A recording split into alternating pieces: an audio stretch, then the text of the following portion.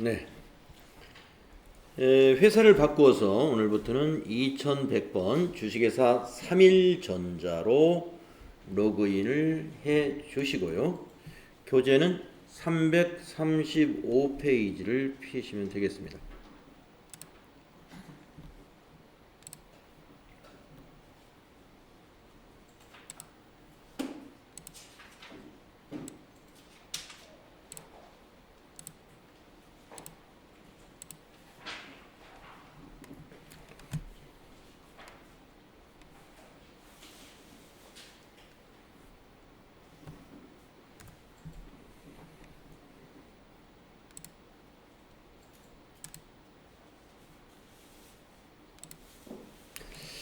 자, 이 삼일전자라는 회사를 통해서 아까 말씀드린 대로 부가가치세 실무에 대한 공부를 집중적으로 하겠는데요. 네, 메인 매출 전표 입력에 관해서 공부하도록 하겠습니다. 여러분, 메인 매출 전표는요, 부가가치세 신고와 관련된 거래에 한해서 메인 매출 전표에 입력을 합니다. 그래서 우리가 이제 요 단원에서 우리가 공부할 것은 세금계산서 발급에 관한 거, 그 다음에 부가가치세 부속서류, 굉장히 다양한 부속서류들이 있는데, 우리가 이제 이 교재는 아주 다양한 부속서류들을 전부 우리가 연습을 해보는 그런 내용입니다. 그래서 여러분들이 지금 근무하고 있는 회사하고 관련이 없는 부속서류도 있을 수 있어요. 그러나 이제 시험에서는 어떤 문제가 나올 줄 모르니까 여기 우리 메뉴에 있는 부속서류를 거의 다 해보게 됩니다. 그리고 이제 부가가치세 신고하고 관련된 전표 정리하는 것과 또 전자 신고하는 방법 이런 것들을 알아보도록 하겠습니다. 자, 전자세금계산서 발급과 전송에 대해서 우리가 이론에서 공부를 했는데요. 다시 한번 또 이론을 한번 정리를 해보겠습니다. 그러고 보니까 우리가 지금 이론 시험에 이론 시험을 좀 봐야 되는데, 뭐 이왕 좀 우리가 원래 계획보다 좀 미뤘잖아요. 지금 아직 여러분이 조금 더 부가가치세 공부까지 하고 해서 다음 시험 과목하고 함께 보겠습니다. 이왕 미뤄진 거 뒤로 쫙 밀어가지고 다음 시험 과목 그걸 합해서 한꺼번에 시험을 보는 걸로 하겠습니다. 그 NCS 평가 말씀드리면 다음 시험이 바로 이 부가가치세예요. 부가가치세 평가하고 같이 이론 평가를 같이 하겠습니다. 자, 그러니까 이론 평가에는 부가가치세 평가도 나와요. 부가가치세 이론적인 평가. 네, 그리고 이제 부가가치세 평가는 여기 부속서류에 대해서 문제를 낼 겁니다. 부속서류에 대해서. 그러니까 지금 요 단원에서 공부하는 내용이 부가가치세 평가 시험에 관련이 있다. 이렇게 보시면 되겠고요. 자, 전자세금계산서 발급에 대한 이론을 한번 볼까요? 법인 사업자는 모두 전자세금계산서를 발급해야 됩니다. 또한 직전 연도의 사업장별 공급가액과 면세 직전 연도 사업장별, 여기 뭐가 좀 하나 빠진 것 같아요?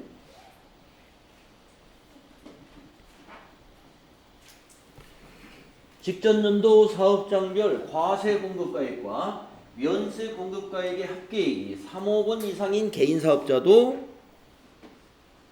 전자세금계산서를 발급해야 될 의무가 부여가 되죠.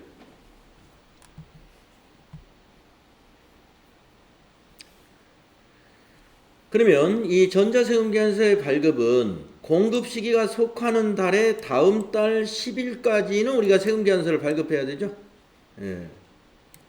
다음의 방법 중 하나로 전자세금계산서를 발급해야 한다 했습니다. 이 다음 달 10일이라는 것은요, 월합계 세금계산서를 발급할 때 공급 시기가 속하는 다음 달 10일까지는 최소한 발급을 해야 됩니다. 다음 달 10일을 넘기면 지연발급에 해당이 된다 하는 것이죠. 지연발급 가산세를 내야 돼요.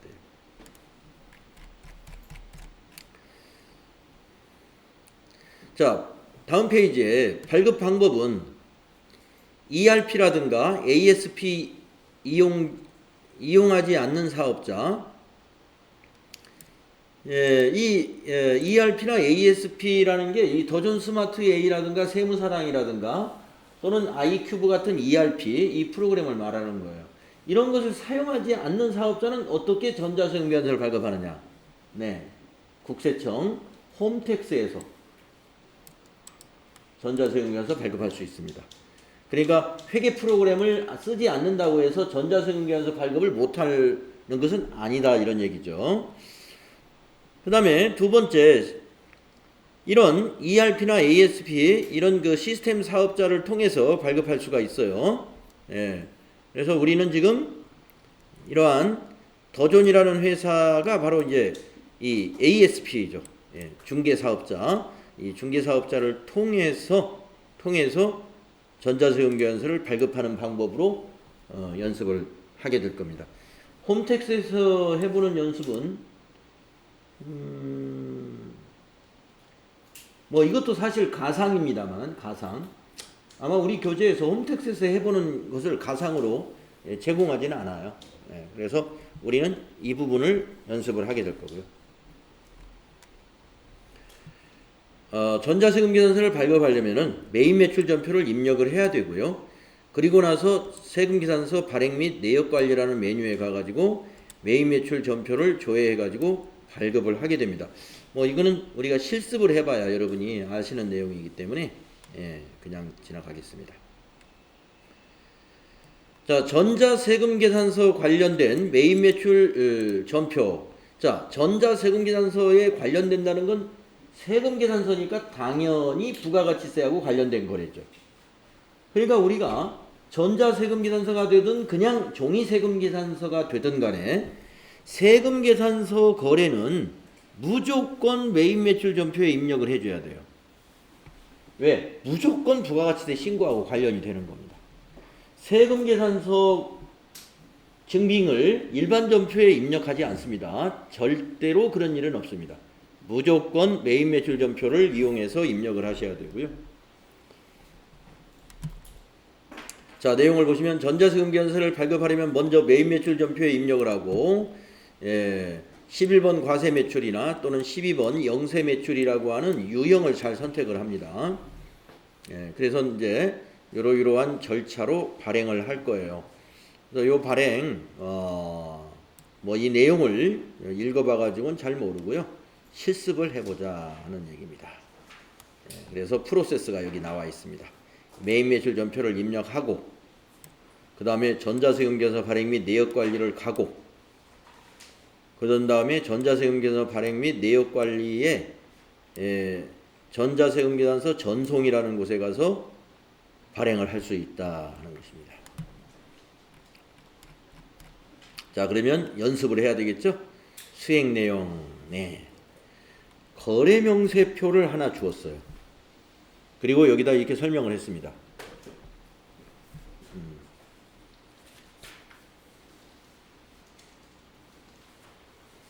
자, 338페이지입니다. 338페이지. 회사는 3일전자로 로그인 해야 돼요. 지금 오신 분은 회사를 3일전자로 로그인 하시고. 자, 내용을 보겠습니다. 제품을 외상으로 판매하고 전자세금계산서를 금일 빌 36524에서 발급 전송하였다. 대금은 해당 월에 다음 달 10일 입금받기로 했다. 그러면 외상거래죠. 거래명세서에 의해 전표를 입력하고 전자세금계산서 발행 및 내역관리를 통하여 발급도 하고 전송도 해라. 주문한 사항이 많죠. 자, 뭐를 하라는 거예요? 이 거래명세표를 보고 메인 매출 전표에 입력을 해서 메인 매출 전표에 입력을 해야죠. 전자세금계산서 발행하려면 먼저 메인 매출 전표에 입력을 해야 됩니다.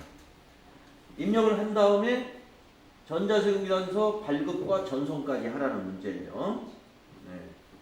자, 그러면 한번 해볼까요?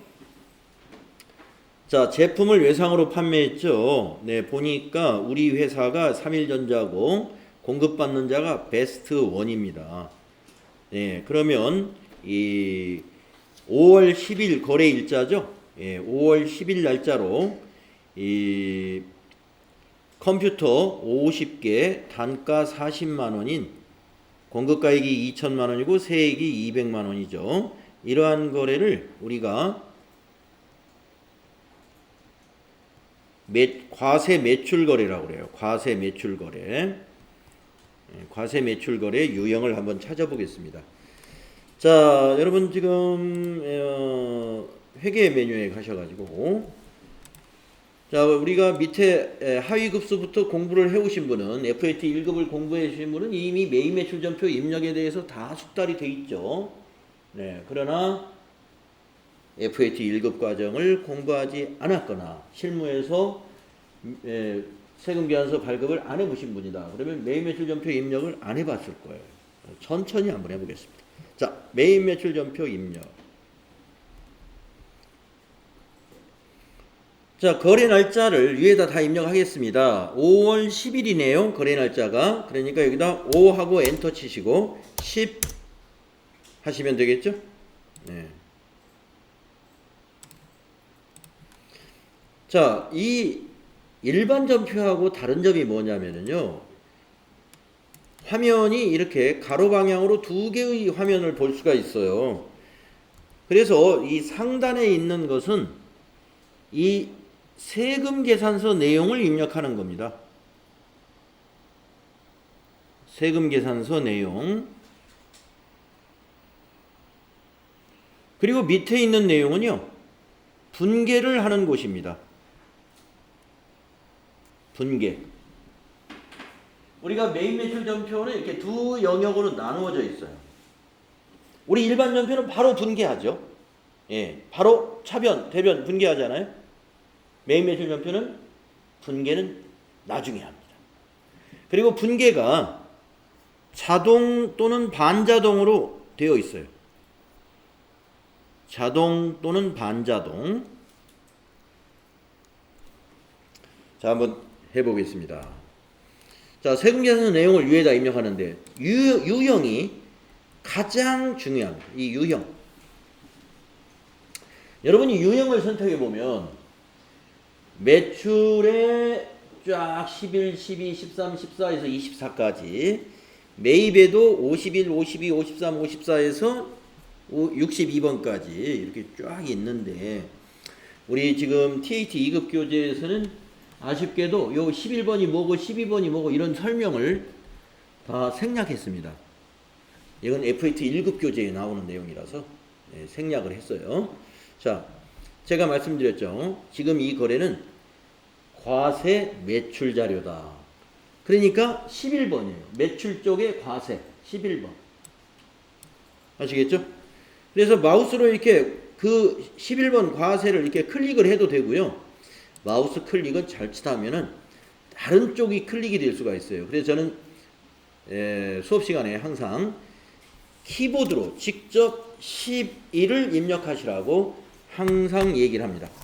시험 볼 때 그렇지 않아도 떨리잖아요. 떨릴 때 마우스 이렇게 흔들다가 급한 나머지 옆에 51번 과세 여기도 과세고 11번도 과세예요. 모르고 막 입력할 수 있어요. 근데 여기 잘 보면 매입으로 돼 있잖아요. 우리는 지금 매출이잖아요. 그러니까 잘못 마우스를 클릭할 수 있으니까 11 이렇게 하는 게 확실하다 이겁니다. 그러면 과세인데 이거 뭐예요? 빨간 딱지. 매출입니다. 이런 얘기입니다. 자, 거래명세표를 보고 품명을 그대로 입력하면 돼요. 컴퓨터 엔터. 수량 그대로 입력하면 돼요. 50 엔터. 단가 그대로 입력하면 됩니다. 400 플러스 엔터. 자, 이렇게 품명과 수량 단가를 넣으면 공급가액 부가세 합계는 자동 입력이 되죠. 수량에다가 단가 곱해서 공급가액이 되고 그 공급가액의 10%가 부가세율이니까 부가세가 계산이 되고 부가세까지 합한 것을 합계에다가 기록하는 것이죠. 그러니까 여기는 자동입니다. 자, 그 다음에 이제 코드는 거래처 코드니까 공급받는 자가 거래처죠. 베스트 원 검색해 볼까요? 베스 엔터하면 입력이 됩니다. 사업자 번호까지 자동 입력됐죠. 그 다음이 이거 중요합니다. 전자세금. 여기 밑에 메시지를 한번 볼까요?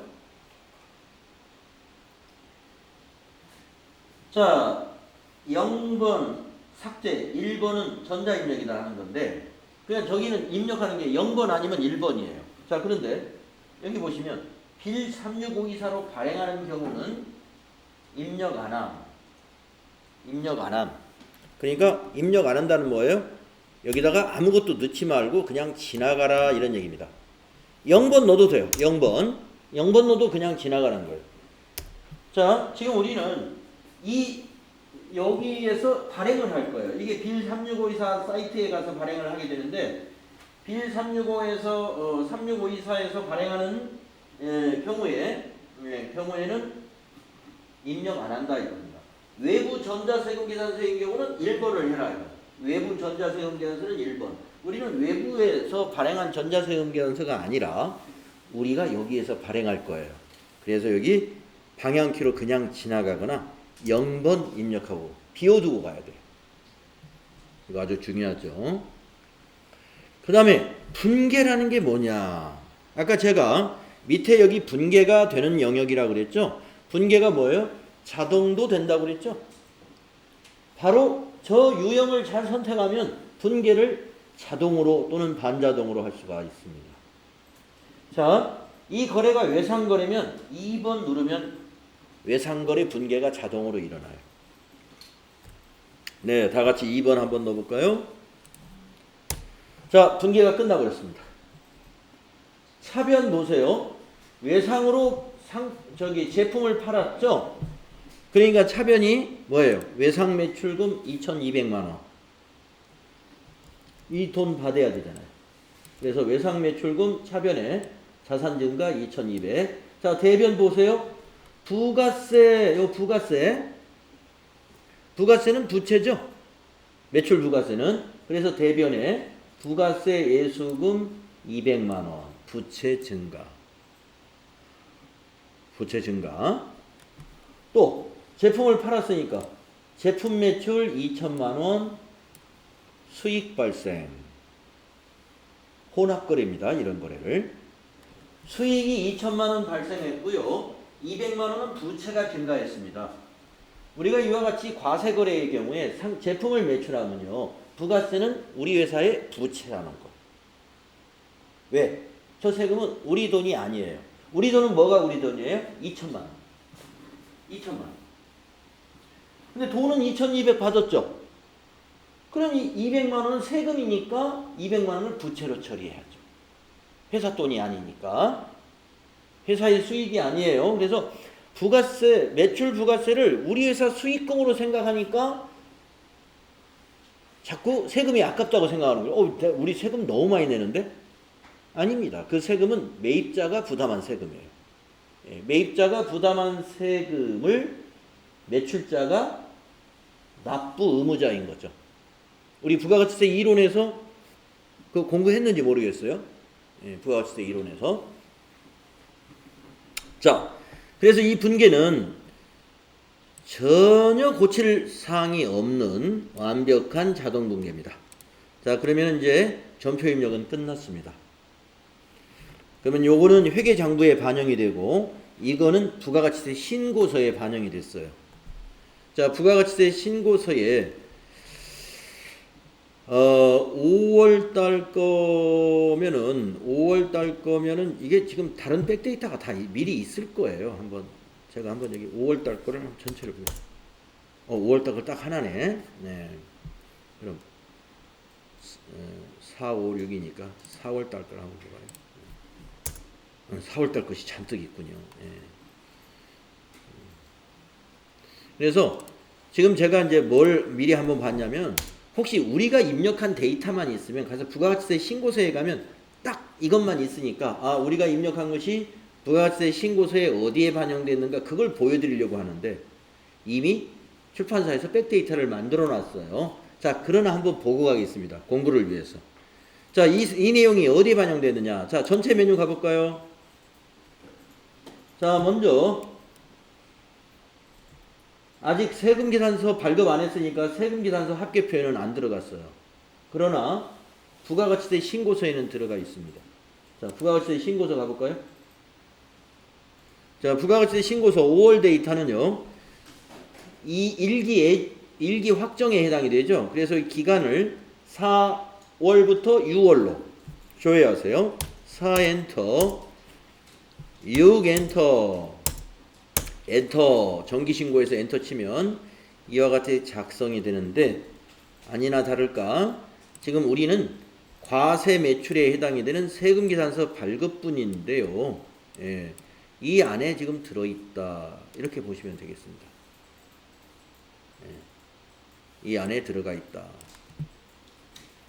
근데 지금 우리가 입력된 금액 외에 다른 금액이 있기 때문에, 예, 그 부분이 지금 합쳐져 있어요. 그래서 11번 과세 매출은 여기 1번 항목에 들어간다, 이렇게 아시면 돼요. 11번 과세 매출로 입력하면 부가가치세 신고서는 1번 항목에 포함된다. 자, 그러면 세금계산서 합계표로 들어가게 하려면 이 세금계산서를 발행하면 되겠죠. 예. 그러니까 베스트 원의 세금계산서가 세금계산서 합계표에 있는지 지금 가서 한번 보면은 세금계산서 합계표 클릭해가지고 4월부터 6월로 이렇게 입력해서 조회를 한번 해보겠습니다. 그렇다면 여기 세금계산서 합계표에 우리가 입력한 2천만원짜리가 있느냐? 아무리 봐도 없죠. 네. 아니 2천만원짜리가 아니래도 이 거래처, 이게 지금 베스트 원이죠. 예, 베스트 원이 있긴 있네요. 근데 두 건에 6천만원인데, 예, 두 건에 6천만원인데 그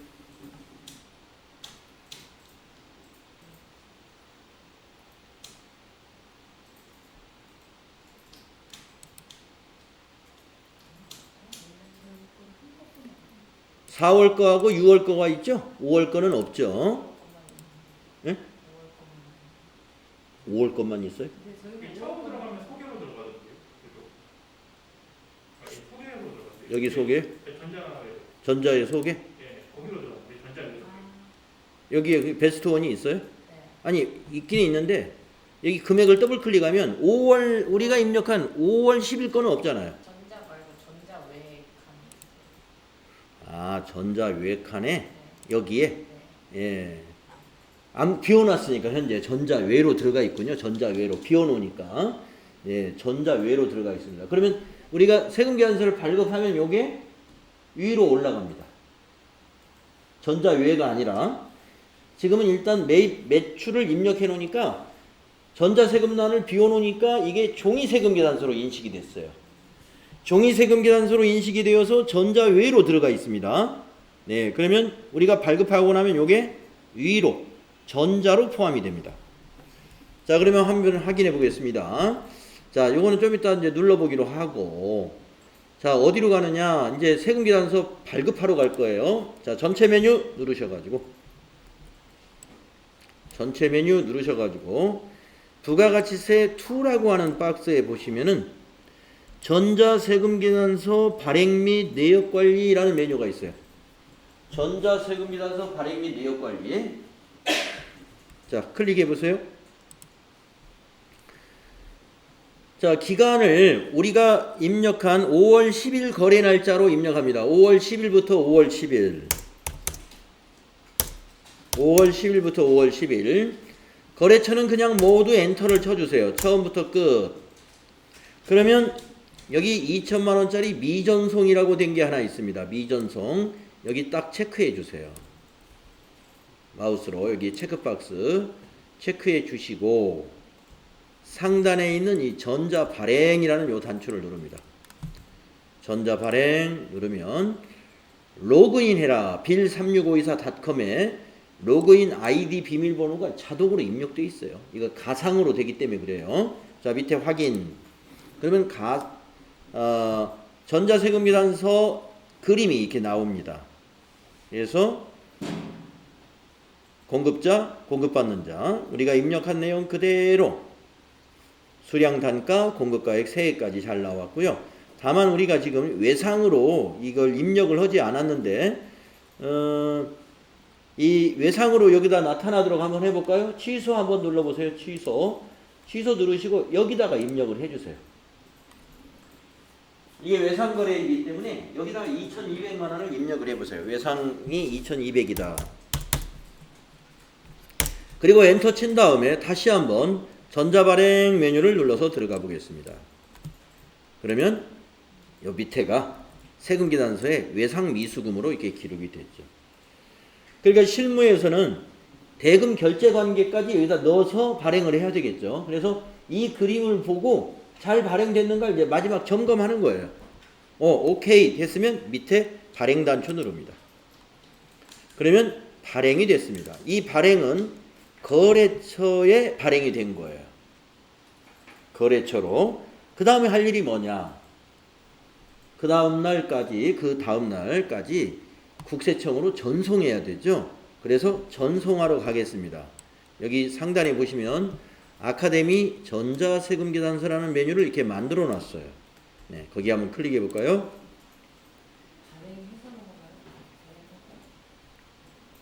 지금 현재 이 상태가 발행 대상으로 돼 있죠. 국세청의 발행 대상. 국세청에는 아직 발행이 안 됐다 이런 상태죠. 그렇게 돼 있습니까? 네. 자, 이게 국세청에 발행 대상 이렇게 나와 있어요. 아무것도 없어요?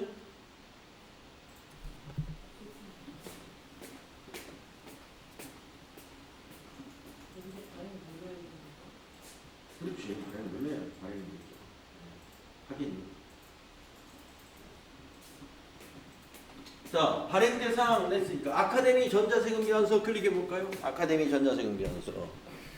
아카데미 전자세금계산서 클릭하시면 이제 빌 36524의 홈페이지가 가상으로 보입니다. 다시 로그인 눌러주시고요. 미전송이라는 요 단추 보이시죠? 미전송 체크하시고 그 바로 밑에 있는 매출이니까 우리 매출을 세금계산서를 전송할 거잖아요. 매출 조회 누르면 여기 5월 10일 거 보입니다. 그래서 여기서 발행을 한번 눌러줘요. 이건 국세청으로 발행해 주는 겁니다. 국세청으로 전송해 주는 거예요. 그러면 여기 아까 보였던 내용 없어져요. 없어졌죠? 닫아주시고 이 창 닫아주시고 이것도 닫아보세요. 지금 전자세금계산서 발행이라는 요 탭도 닫아줍니다. 네. 그리고 아까 열어놨던 메인 매출 전표 입력 창으로 가보세요. 여기 지금 메인 매출 전표 입력 탭을 눌러보시면 우리가 입력했던 이 부분 현재 비어 있어요. 그런데 상단에 있는 이 조회를 한번 눌러보십시오. 조회를 눌러보면 이 자리가 비어있던 자리가 전자 발행으로 뜹니다. 발행이 된 거예요. 그러면 부가가치세 이제 세금계산서 합계표를 다시 한번 가볼까요? 세금계산서 합계표에 아까 전자 외로 2천만 원짜리가 있었는데 세금계산서 합계표에 와서 위에 있는 조회를 한번 눌러주면 정리가 다시 되면서 전자 외에 있던 것이 전자로 포함이 됩니다. 그래서 베스트 1이 아까 6천만 원이었는데 공급가액이 3건에 8천만 원 이렇게 바뀌어 있습니다.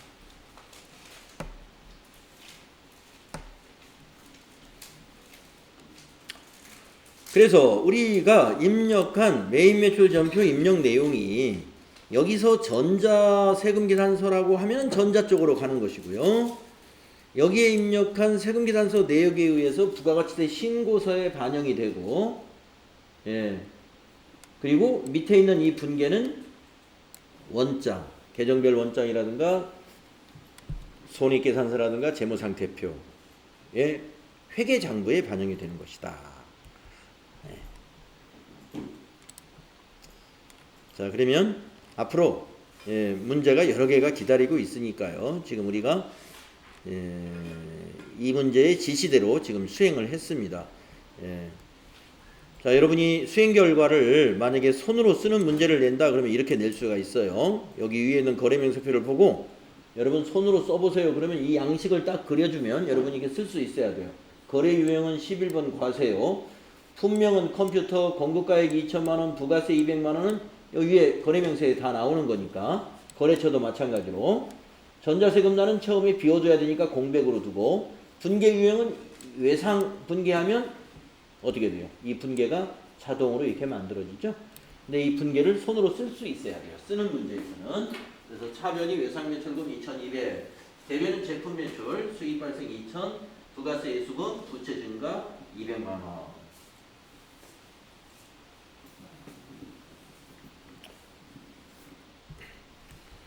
입력된 화면은 방금 우리가 입력한 화면이 이렇게 됩니다.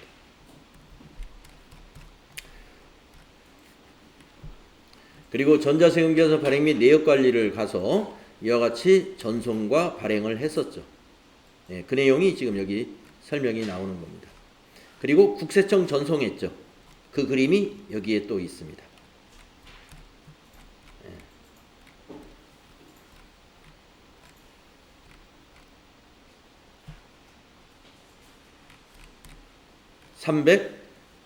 341페이지까지. 그리고 342페이지는 전송 발행 결과를 확인해 보자 그랬는데 뭐 우리는 확인을 그냥 안 하고 넘어왔습니다만은 여기에 가서 전송 결과 확인도 가능한데 확인하는 것은 시험하고는 관련이 없어요. 확인은 가능합니다. 그리고 매입 매출 전표에 돌아와 보면 여기 이 자리에 전자세금란에 이처럼 전자 발행 이렇게 나와 있었죠. 여기까지 전자 발행으로 표기되어 있음을 우리는 확인했습니다. 네. 다음 두 번째 문제 보겠습니다.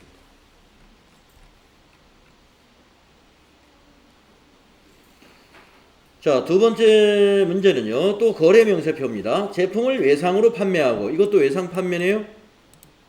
전자세금계산서를 금일 빌 36524에서 발급 전송했다. 전자세금계산서는 매월 말일에 월합계로 발급하고 월합계 발급하고 대금은 해당 월 다음 달 10일 날 받기로 했다. 그러니까 외상이죠.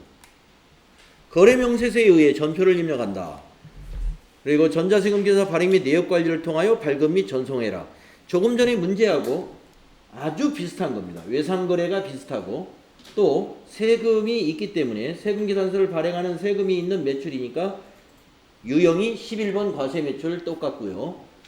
다만 이 문제의 함정은 매입매출 전표를 말일날로 입력해야 돼요. 그런데 거래명세서를 보니까 거래일자가 마지막 거래일자인 5월 20일로 딱 여기에 들어있거든요. 정신을 우리가 바짝 차리지 않으면 이 거래명세표의 거래일자를 보고 5월 20일자로 전표 입력하면 시험에서는 그건 X. 틀렸습니다. 왜냐? 우리 부가가치세법에서 월합계 세금계산서는 매월 말일을 발급일자로 발행해야 돼요. 매월 말일로. 그러니까 5월 15일 날과 5월 20일 날 두 건의 공급이 있었다. 그런데 이것을 합계로 세금계산서를 발행할 거다라고 하면은 5월 20일로 하지 말고 5월 말일 날짜를 작성일자로 해서 세금계산서 발행해야 됩니다. 이 거래명세표에 있는 거래일자로 발행하면 안 돼요. 자, 그래서 그 점을 주의해서 하고 또 하나 다른 점은 우리가 앞에 있는 문제에서는 분명히 하나였습니다. 근데 이거는 분명히 두 개라는 거. 그럼 이걸 복수거래라고 그래요. 그래서 복수거래 입력하는 방법 처음 해보신 분은 잘 따라서 한번 해보세요. 자, 매입매출 전표 가실까요? 네, 왔죠? 날짜를 입력하겠습니다. 이 날짜는 5월 말일로 하셔라. 네, 여기다가 5월 여기 비워놨으면 여기 밑에다 쓰시고요. 여기다 직접 30일을 써도 상관없습니다만은 저는 여기를 날짜를 비워놨으니까 여기다 날짜를 입력할 수가 있죠. 날짜 입력하는 방법이 두 가지인 거 아시죠? 여기다 입력하는 방법, 여기다 입력하는 방법. 여기를 비워놓고 여기다 입력하면 돼요. 자, 5월은 30일이 말일이죠. 1, 2, 3, 4, 1, 2, 3, 4, 5. 31일이네. 31일, 5월 31일, 11번 유형, 11번 과세매출. 자, 여기까지 입력하셨죠? 자, 그 다음 품명이 두 개란 말이에요.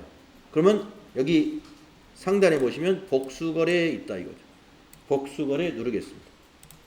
그러면 복수거래 입력할 수 있는 이 팝업창이 나와요. 여기다 입력하는 거예요. 자, 복수거래 컴퓨터. 네? 복수거래 요 위에. 복수거래 누르면 요 창이 나와요. 거기다가 컴퓨터 앤 복수거래가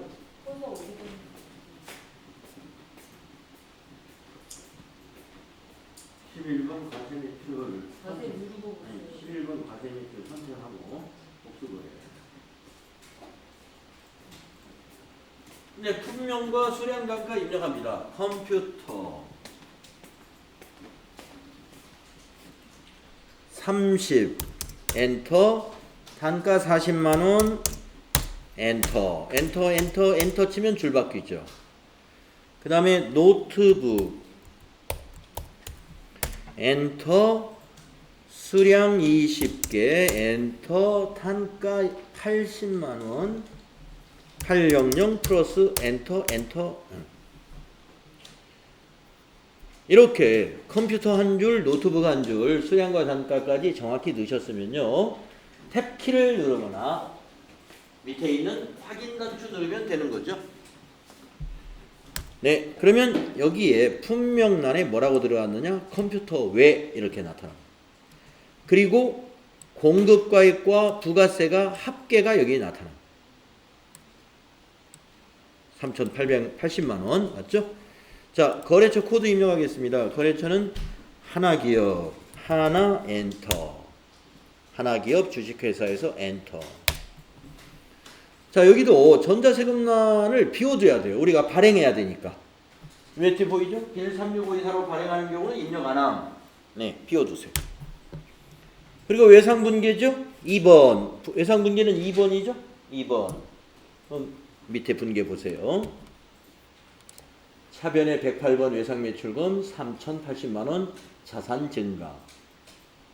대변의 부가세 이수금 280만원 부채 증가.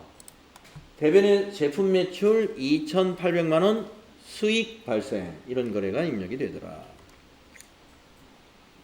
복수 거래죠. 그래서 여기 위에 상단에 보면 복수 매출 거래다. 메시지가 보이죠? 자, 이제 두 번째 해야 될 일이 뭐죠? 세금계산서를 발급하고 전송하라고 해야 됩니다. 발급 전송은 어디서 합니까? 자, 전체 메뉴 나가셔가지고 여기서 하더라. 전자 세금계산서 발행 및 내역관리 클릭해주세요. 그래서 5월 31일 날짜를 조회하십시오. 5월 31일 엔터. 네, 그러면 여기 미전송된 거 하나 보입니다. 앞에 체크박스 체크해 주시고 상단에 보면 전자발행 단추가 있어요. 눌러주시고 아이디 비밀번호가 있습니다. 그러면 확인만 누르면 자동 로그인이 돼요. 이거 외상이라고 안 썼군요. 자, 취소. 여기 외상에다 또 입력하겠습니다. 외상이 얼마예요? 합계 금액이죠? 합계 금액이 얼마냐면 3,080만 원이에요. 그래서 여기 밑에다가 외상에다가 30800 플러스 엔터 해주십시오. 자, 그런 다음에 위에서 전자발행 다시 누릅니다. 그러면 여기 외상 미수로 나타나죠. 그리고 밑에 발행을 누릅니다. 그러면 한 건 중 한 건이 발행되었습니다. 확인 누릅니다. 참고로 말씀드리면요. 시험에서는 이거는 채점을 안 해요. 그래서 시험만 준비하는 분은 요거 입력을 아예 안 하고 그냥 넘어갑니다. 채점을 안 하니까. 외상, 현금 이런 거 채점 안 해요. 여기 밑에 요 입력사항은. 그래서 채점 안 한다는 거 알아두시고. 그 다음에 아카데미 전자세금기단서 클릭해야죠. 네. 자, 아카데미 전자세금기단서 빌 36524에 오면 로그인 누르고 미전송 체크한 다음에 매출조회 누르면 하나기업 거 나타나죠. 발행 누르시면 돼요. 발행되었습니다. 확인. 데이터가 없습니다. 전송되었다는 얘기입니다. 네, 국세청 전송 결과를 이 탭에서 아까 확인하는 것이 있었는데 한번 우리도 확인해 볼까요? 국세청 전송 결과. 작성일자 5월 31일 거 보시면 여기에 엔터를 한번 쳐볼까요? 엔터.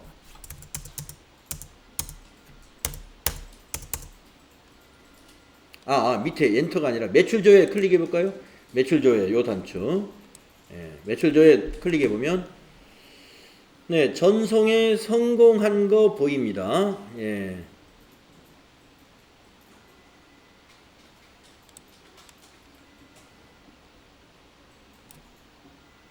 보이죠? 5월 7일 전송 성공.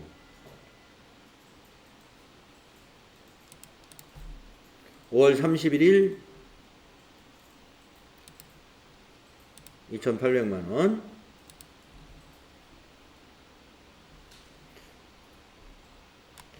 이렇게 전송 결과 보고요. 닫아주시고 이거 전자세금계산서 발행 및 내역관리도 닫아주시고 메인 매출 전표에 돌아와서요. 위에 있는 조회 단추를 여기 조회를 눌러보시면 5월 31일 거에도 여기 전자 발행하고 나타나겠죠. 자, 이것이 어디로 갔을까요? 부가가치세 신고서, 그 다음에 세금계산서 합계표, 여기에 다 넘어갔습니다. 자, 그래서 수행 결과 보시면, 자, 우리가 거래 유형을 11번 과세로 했죠. 복수거래로 입력하면은 분명히 컴퓨터 외로 나타났죠. 그리고 공급가액은 2,800에 부가세 280이었고, 거래처는 하나기업이었고, 분계 유형 여러분 2번 외상 선택했죠. 그러면 밑에 분계가 이렇게 자동으로 일어났었습니다. 차변의 외상 매출금 3,080만원 자산 증가, 대변의 제품 매출 2,800만원 수익 발생, 대변의 부가세 예수금 280만원 부채 증가. 자, 이 문제에서는 복수거래로 입력해야 된다는 것과 월합계 세금계산서를 발급해야 하므로 작성일자를 5월 20일이 아니라 31일로 해야 된다는 것. 이것이 주의할 사항입니다.